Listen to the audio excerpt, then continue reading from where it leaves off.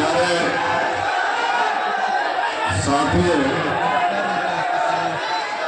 मेरा आपसे आग्रह है जो बीमार में आजाद समाज पार्टी के नौजवान यहाँ खड़े हो गए कृपया उतर जाए। मीडिया के साथियों एक बार आप इधर आ जाए तो व्यवस्था में फिर आ जाना, आपके वजह खड़े हो आप इधर आ जाओ। एक मिनट आपको बोला ध्यान मत दो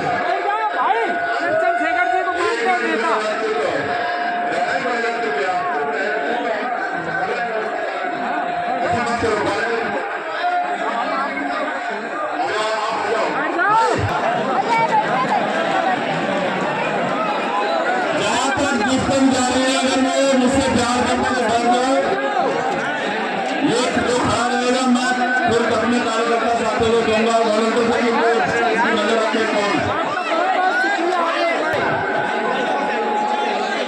और बहुत सारी बातें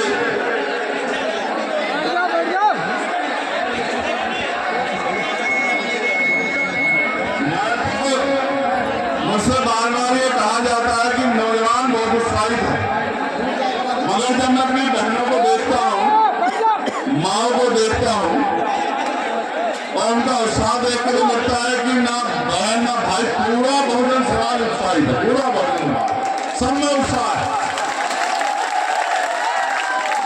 मैं एक बार आखिरी बार निवेदन करूंगा और 1 मिनट में आपसे आग्रह करूंगा कि आप व्यवस्थित कर दें और शांति बनाए, जिससे कि मैं जो बात कहूँ वो बात आप तक जाए और आपके द्वारा समाज के पास जाए। ऐसा ना हो मीडिया के बंदूक को जोर चला दे कि चंद्रशेखर आजाद ने तो वहां ये कह दिया था, वो तभी होगा जब आप शांति बना लेंगे।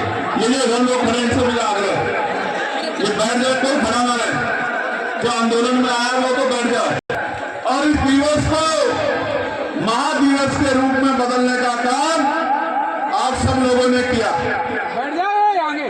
आप मुझे रोक रहे हैं जो लोग यहाँ खड़े ये व्यवस्था कर रहे हैं, मैं बहुत सख्त कार्रवाई करूंगा आप लोगों को, मैं चिन्हित करूंगा चाहे आप लोगों को अगर आप यहाँ बैठोगे नहीं। मैं कमलेश इनको बिठा सिद्धार्थ चलो इसे हटा दो, अगर यहाँ जगह नहीं है बीच में मत खड़े होने दो, बिल्कुल किसी को अनिल देखो कोई ना रुके, जगह नहीं तो पीछे हटा दो। प्यारे साथियों, मैं सबसे पहले आपका धन्यवाद करना चाहता हूं और मेरे पास आपको धन्यवाद करने के लिए कारण है। चाहे मैं आपको 1 महीने पहले बुलाऊं, चाहे मैं आपको 2 हफ्ते पहले बुलाऊं, चाहे मैं आपको 1 हफ्ते पहले सूचना दूं या मैं आपको 1 दिन पहले सूचना दूं, लेकिन इतिहास इस बात को याद रखेगा, मीडिया की कलम इस बात को याद रखेगी कि जब जब मैंने जहां जहां आपको बुलाया आपने खड़ा उतरने का काम किया, आपने डंडा झंडा मजबूत किया। ये यहाँ की बात नहीं है, ये फैसला तो 1 हफ्ते पहले हुआ कि लखनऊ में आंदोलन होगा। आंदोलन तो दिल्ली में होना था, लेकिन हम भारतीय नागरिक हैं, हमारे कंधों पर जिम्मेदारी, जागरूक नागरिक हैं, इसलिए कई बार कुछ फैसले उनको अलग तरह से उनको लेना पड़ता, फैसलों को कदम उठाना पड़ता है, उसी वजह से लखनऊ में आंदोलन हो रहा है। लेकिन मैं ये बात कह सकता हूं कि कभी आपने मुझे निराश नहीं किया।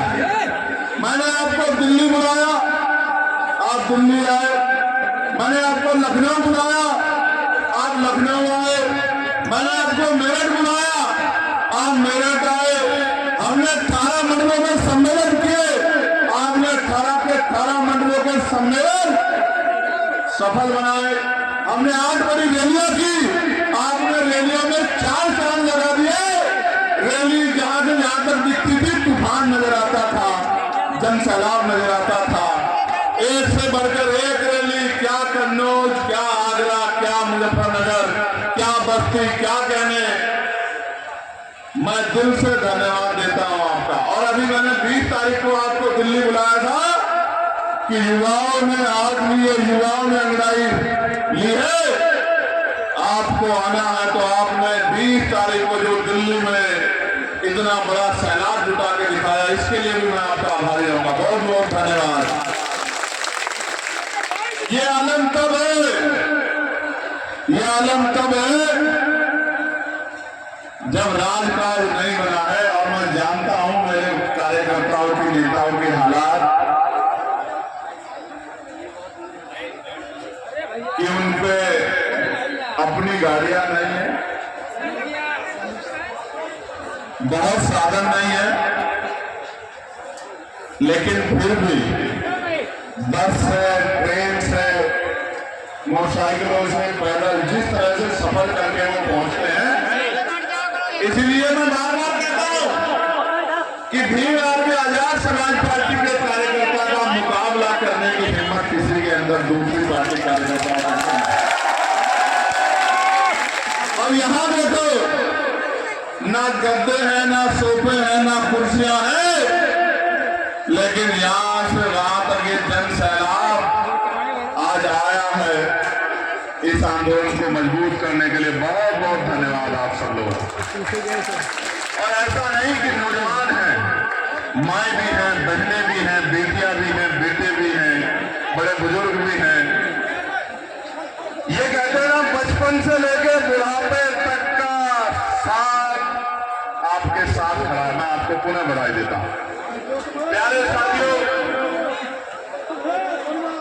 मंडल दिवस के इस महान अवसर पे मैं बहुजन समाज में मैं अपने सभी संतों, गुरुओं, महापुरुषों को नमन करता हूं और आभार प्रकट करता हूं, नमन करता हूं उन वीरांगनाओं को, उन वीर योद्धाओं को, उन महान पुरुषों को, उन महान शख्सियतों को जिनकी वजह से आज ये दिन आया कि ये मंच सजा है और हम यहाँ लखनऊ के सीने पे खड़े होकर अपने हक अधिकारों के लिए आंदोलन कर रहे हैं सरकार से जवाब। प्यारे साथियों, मैं जब अपनी बात को शुरू करूंगा तो यहां से शुरू करूंगा। कुछ लोगों को लगता होगा कि चुनाव है तो राजनीतिक लाभ के लिए कार्यक्रम किया जा रहा है, लेकिन मैं आपको बताना चाहता हूं कि राजनीतिक लाभ के लिए नहीं, अपने महापुरुषों का कद उतारने के लिए और पीछे रह गए अपने भाइयों को मुख्य धारा में लाने के लिए कार्यक्रम किया जा रहा है, अपनी सामाजिक जिम्मेदारी को निभाया जा रहा है। और मैं इसका आपको इतिहास से उदाहरण भी दूंगा। मैंने आंदोलन कहा है राष्ट्रपिता ज्योतिबा फूले से लेकर छत्रपति साहू जी महाराज, जिन्होंने 1902 में 26 जुलाई 1902 का आरक्षण सबसे पहले लागू किया।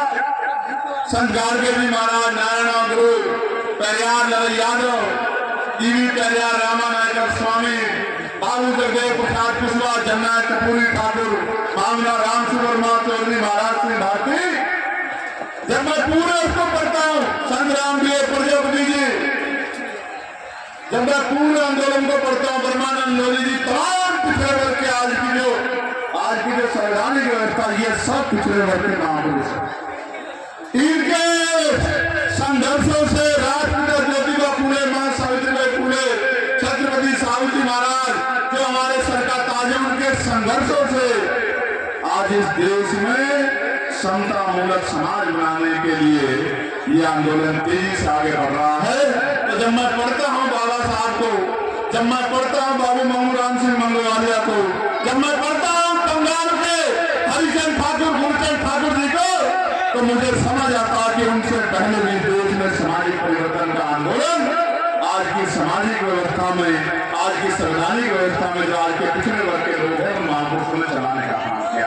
अगर वो न चाहते, मैं औरों को नहीं कहना चाहता, मैं कहना चाहता हूँ, मैं सर यादव जी को भी याद करता हूँ, मैं लालू जी को भी याद करता हूँ, भूला नहीं जा सकता है योगदान, रामविलास पासवान जी का योगदान भी भूला नहीं जा सकता है। और मैं मेरे नेता, मेरे गुरु माने और काशीराम साहब जी ने बहुत तरह पर 45 दिन आंदोलन किया था और नारा दिया था कि मंडल कमीशन लागू करो, वरना खाली करो, उनको भी नहीं हो सकता मेरे साथ। मैं ये बात क्यों कह रहा हूँ? जब मैं बाबा साहब को पढ़ता हूँ तो अपने 3 गुरु स्वीकार करते हैं, महामानव तथागत बुद्ध, गुरु कबीर और राष्ट्रपिता ज्योतिबा फूले। और वो कहते हैं कि राष्ट्रपिता ज्योतिबा फूले नहीं होते तो डॉक्टर अम्बेडकर नहीं होते, और डॉक्टर अम्बेडकर नहीं होते तो पूरे देश को मानना चाहिए कि अगर डॉक्टर अम्बेडकर नहीं होते देश की महिलाओं को, वंचितों को, शोषितों को, किसानों को, मजदूरों को, नौजवानों को और दलितों, पिछड़ों, आदिवासियों को स्वाभिमान